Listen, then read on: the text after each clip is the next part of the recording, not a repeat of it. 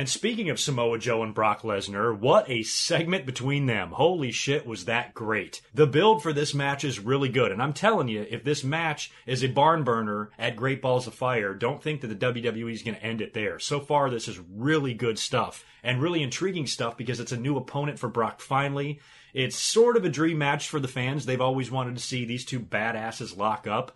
And the fact that Joe is looking so good and he's looking so fearless. I love the way he approached Paul Heyman backstage during Paul Heyman's interview with Charlie. And Heyman's like, dude, I'm just an advocate. Please don't fucking kill me again. Paul Heyman was saying that when Brock arrives, he's going to call out Samoa Joe to the ring for a fight. And Joe got right in Heyman's face. He goes, Brock isn't here now. I could basically kill you if I wanted to. And he winds up doing nothing. You then fast forward to later on. Paul Heyman is in the ring cutting a promo. He's pissed now. He even called Samoa Joe a dumbass at one point and said that he has no idea what he's gotten himself into with Brock Lesnar, and finally goes through the big introduction, announces Brock. He comes out to his music, and for the first time ever, at least since Brock Lesnar's return to the company, he gets jumped from behind in the aisleway. That's something that I actually never imagined anyone doing to Brock. I mean, that takes balls, and Samoa Joe's got some big ones.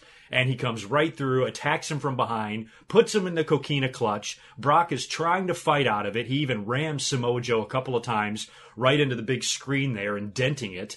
And Joe is relentless. He will not let go of the hold. And just as Brock is about to pass out, I mean, his face is all purple and red. It was a brilliant selling job. He's really struggling. The only thing I wish is that the belt would have come off.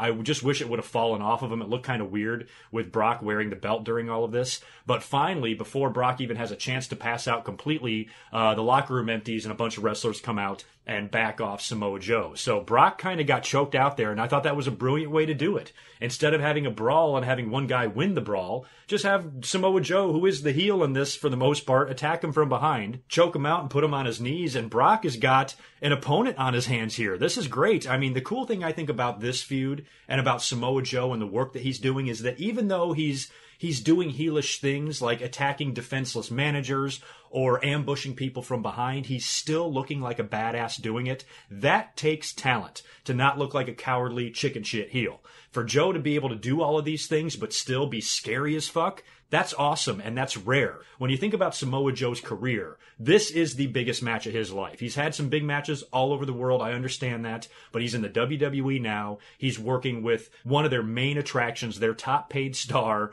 in the company, this indestructible monster that defeated The Undertaker's streak. He's got a chance to work with him for a championship belt, and you know Samoa Joe is not going to let this opportunity pass him by. He's worked too hard everywhere he's been to get to this point, to have a feud like this, to have a match like this, and I think he's going to pull out all the stops. And so far, I am really impressed with the work of Samoa Joe, and I'm really excited to see this match at Great Balls of Fire. I think this can be really great shit, no matter who wins. You know, I'm not going to be pissed. I'm so interested in this match that this is a situation where I'm not going to freak out if the guy I want to win doesn't win. I really do not care who wins between these two. One thing we know is it's probably not going to be a squash at this point. Brock is not going to F5 and pin Samoa Joe in 5 minutes. They wouldn't be doing all this for the match to end like that. So it's probably going to be a really hard-fought battle. If Brock Lesnar does, in fact, F5 and pin Samoa Joe in a grueling match that he barely wins by the skin of his teeth, I'll have no problem with that at all. All I ask is that it's not underwhelming, it doesn't fall flat, it doesn't go short, it's not any sort of a squash.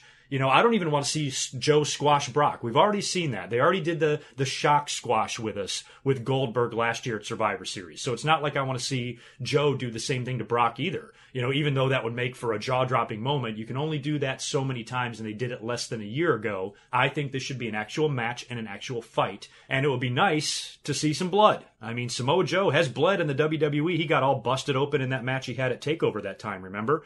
So I would love to see one of these two guys get a little bit of color just for the enormity of the match. It would seem very fitting, and I think the WWE should at least think about that. And so far, I just can't say enough good things about the build between these two. I thought Samoa Joe choking out Paul Heyman was money. I loved the first brawl between Samoa Joe and Brock Lesnar where there was the big pull apart and now you had the ambush and the choke out. So far, this is good stuff. Plus, Samoa Joe has defeated Roman Reigns along the way during all of this. So, you know, when you look at it, I can't really critique much about this angle so far. So far, it's been really good. Let me know what you guys all think down in the comments below. Who do you think will win? Who do you think should win? Shit like that. Let me have